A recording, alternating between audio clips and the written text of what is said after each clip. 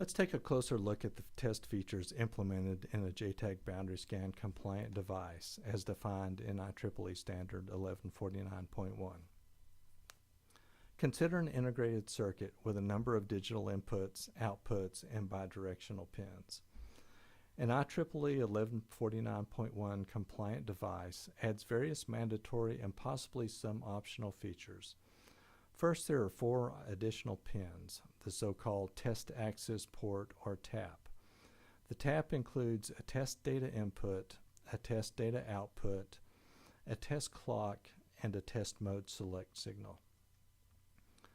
The T-clock and TMS signals control a 16-state state machine, the so-called TAP controller, which manages various test registers included in an IEEE 1149.1 compliant device. Boundary scan cells that are inserted in the path between digital I/O pins and the digital core logic of the device are linked to a boundary scan register that gets inserted between the TDI and TDO signal under certain conditions.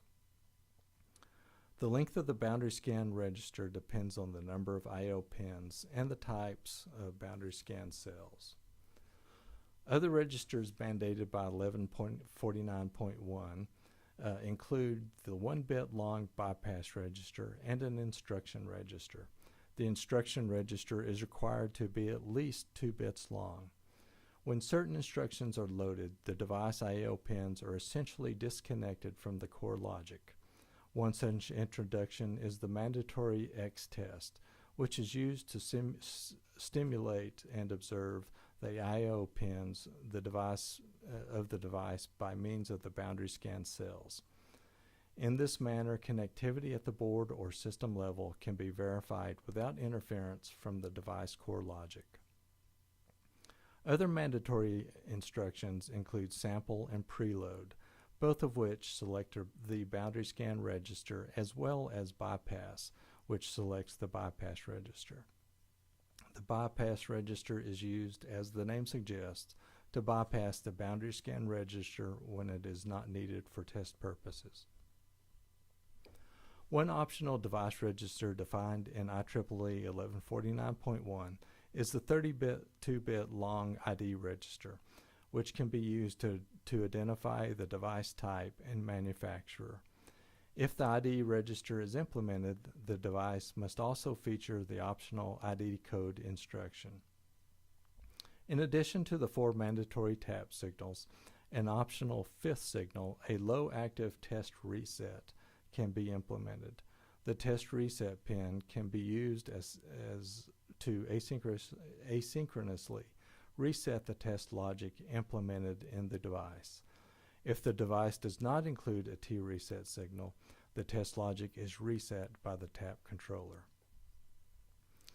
Gopal offers a software tool explaining IEEE 1149.1 features and their functions. It is available free of charge for download from the gopal.com website. This slide shows the 16 states of the TAP controller state machine. As we discussed on the previous slide, this state machine is controlled by the T-clock and TMS signals. The arrows in this diagram indicate state transitions, and the red dots next to state transitions indicate logic high level of the TMS signal. Upon power-up, all IEEE 1149.1 compliant devices are in the test logic reset state. From there, one can move from state to state by setting TMS to the respective level and applying a T-clock. For example, you can return to the test logic reset state from any other state in 5 or less T-clocks while keeping TMS at logic high. You'll notice that we have colored the states differently on this diagram. The 7 states with suffix IR work with the instruction register of the device, while the 7 gray states with prefix DR in the center left side of the diagram work with the test data register that is currently selected by the active instruction. The state functions in either the scan IR or scan DR branch are very similar. For example, the capture IR state is used to capture a fixed value into the instruction register. With the shift IR state, that captured value can be shifted or scanned out of the device's TDO pin, while a new instruction can be loaded through the device's TDI pin. By transitioning through the update IR state, that previously loaded instruction becomes active and selects the test data register associated with it. That test data register can now be accessed through the TDI TDO path by following the select DR, capture DR, shift DR, and update DR state sequence. If we consider a device which has the X-test instruction activated, the device's boundary scan register would be put between the TDI and TDO.